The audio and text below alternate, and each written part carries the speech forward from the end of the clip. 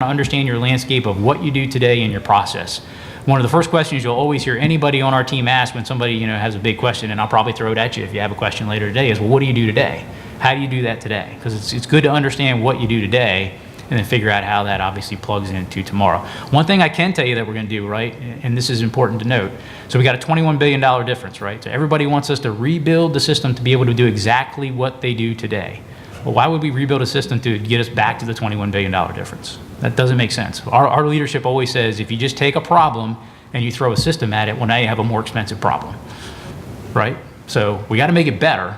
It's not to say it's going to be easy, but we got to try and make it better. So it's good to know what you do today, but think about how can you do today better to get away from those differences.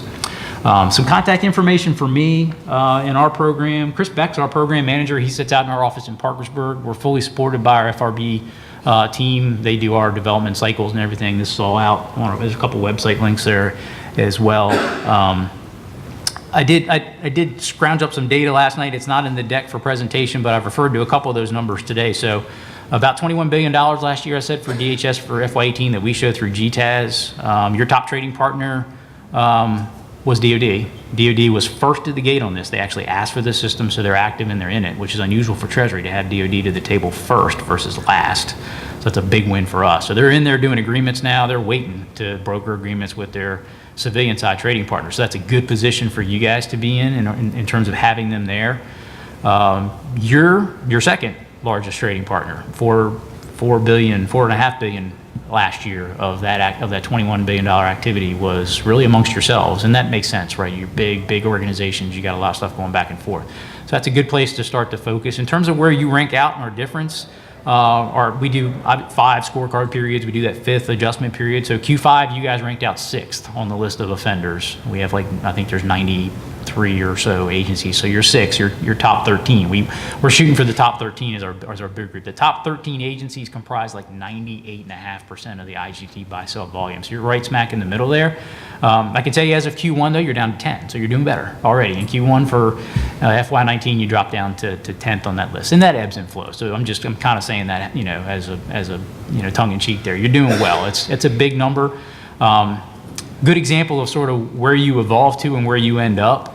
So you're Q4 in 18 before that 5th window where you kind of do a lot of back and forth and scrubbing out. And that's not the plug number I mentioned. You were at 17.5, almost 18 billion. And then you ended it at 1.1 billion after that Q5 period of adjustment. So you did some work in that period to bring your number down. You ended up 6th on our list. But you had just over $1 billion of that $21 billion number was DHS. So definitely a high priority target for Treasury to go after in terms of making sure that we get you there. But clearly an indication that if you're able to sort of grab 16 of that and understand what it is and to be able to do the adjustments out on that before we settle out for the year, that means at least you've got a sense of something that's going on and understand a little bit about what's there. So hopefully now putting some more transparency up on the top side of this gets you in a position where maybe you don't have so much end of year work to do. You're doing the better accounting along the way. So I think with that, we got about 10, 15 minutes here. I'll pause there and we can navigate into questions either for me about the program overall, where we're heading, or the work that Valenti's been doing, or just sort of anything you got. Yes, ma'am. So we had to submit our implementation plans to DHS, but there was a big piece of it missing, which is the cost and schedule, because we're waiting on the vendors. Mm-hmm. So do you expect the vendors to provide information in May so that we can get the information to DHS prior to the June date for Treasury? Yes, very good question. If you didn't hear, she's asking about what we're going to be getting in from the vendors as far as their schedule, time, cost, what that looks like. So that is an ask that we've had. We've done executive touch points with all of the key vendors over the past month and a half. We've asked them those very questions. Some have started to, and I'm being generic in my answers because it's not my place as a representative of Treasury to talk about the position and the path forward of a private company. So I do encourage you to make sure that you ask that same question of whatever vendor. But yeah, so from Treasury's perspective, what we have asked are those same questions, and we've asked for them to either, one, provide that information to us, and we will gladly post it on our Invoicing website for dissemination to the broader audience, and or to give us a link to a place within their own respective websites that's, with all their caveats and disclaimers and everything wrapped around those, that provides that information as well. So we will take that information from them either way. We've openly asked for that. Some have, begun to hint at schedules. Some have not given us schedules that we particularly care for.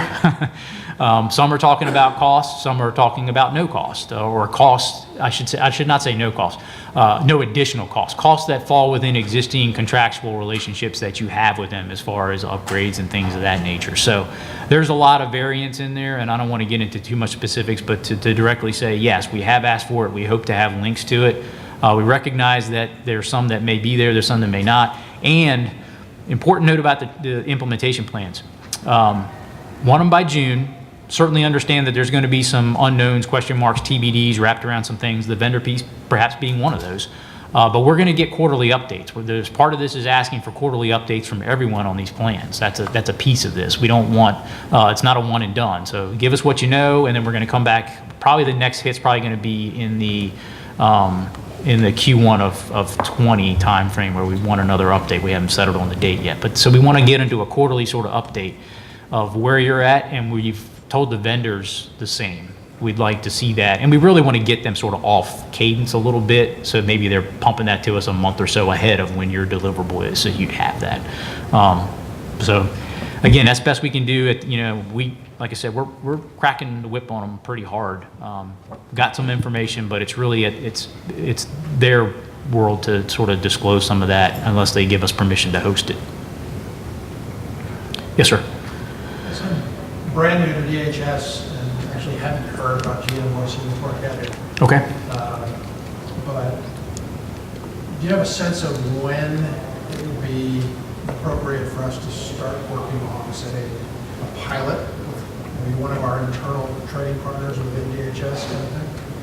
Yeah. So if you didn't hear, question was, is there a good time to start a pilot, even perhaps within between two organizations within DHS? And I'd say, yeah, you could start that.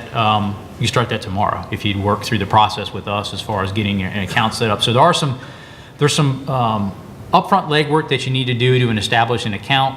You saw in our release of information about your implementation plan, we were going to stand you up in a production account and set you up by what we call implementation entities, which could be one or a grouping of ALCs.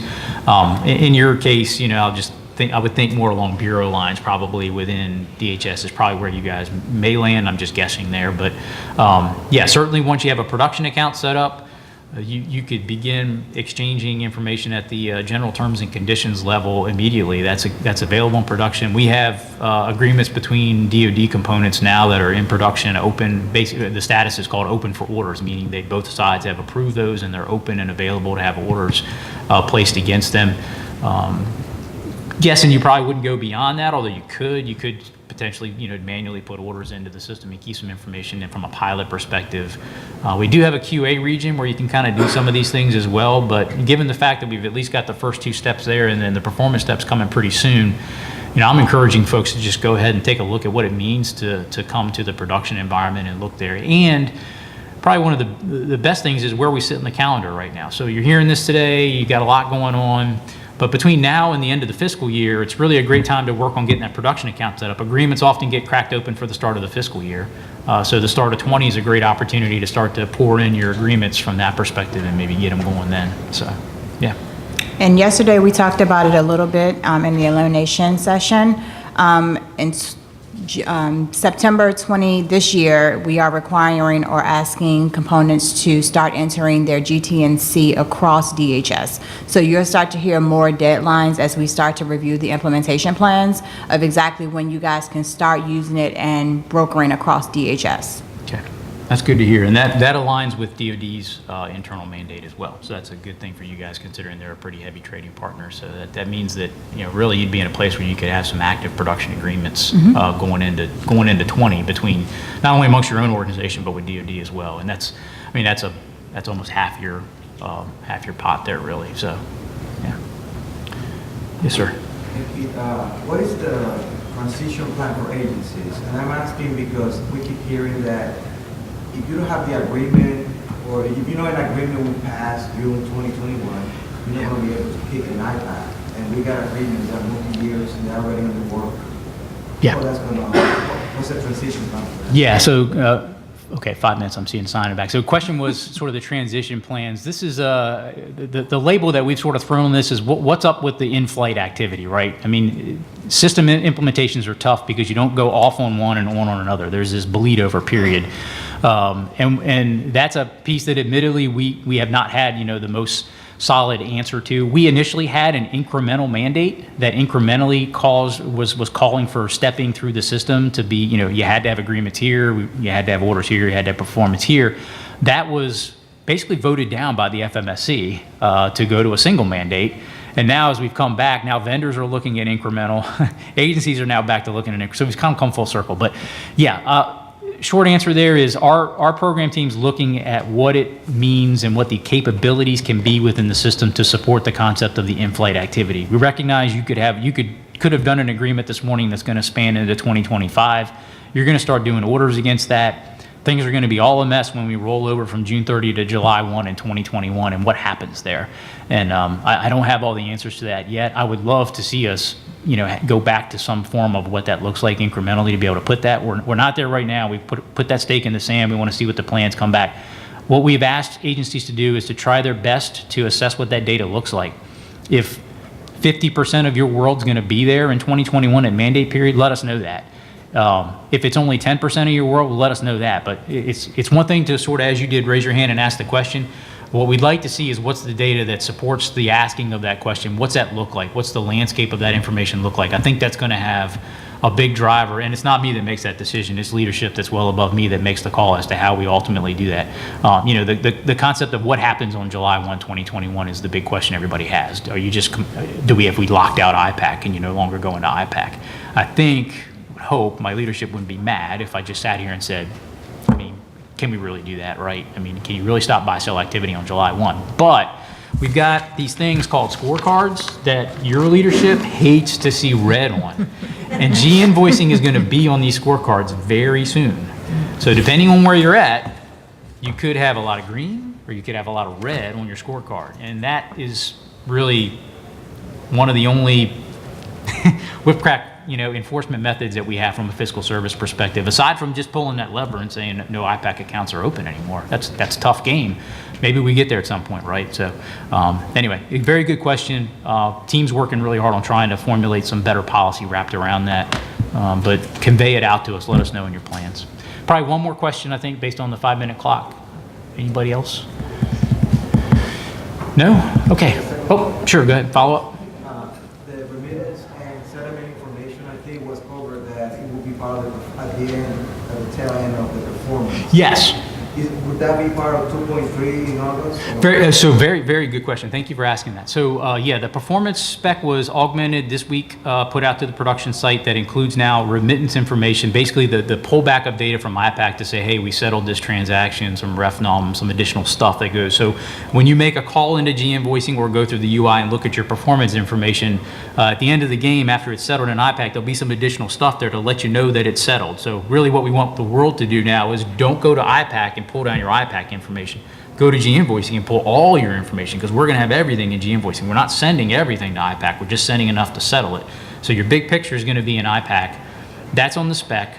That will be, the capability to do the IPAC settlement will not be in 2.3 in August. 2.3 in August is only to exchange performance. That extra work that we need to do to actually grab that, send it to IPAC, pull back the remittance is going to be scoped in some additional agile cycles that we'll get into as the later part of this calendar year and into probably the first part of calendar 2020. So good question. It will not be like full end-to-end capability to go through performance in August, but the settlement piece will be a little bit after that. Okay, I think that's probably our time. I know you guys want to get to lunch. Thank you so much for your patience and your questions and interest today. Definitely reach out to Valencia or myself if you need more. Thank you.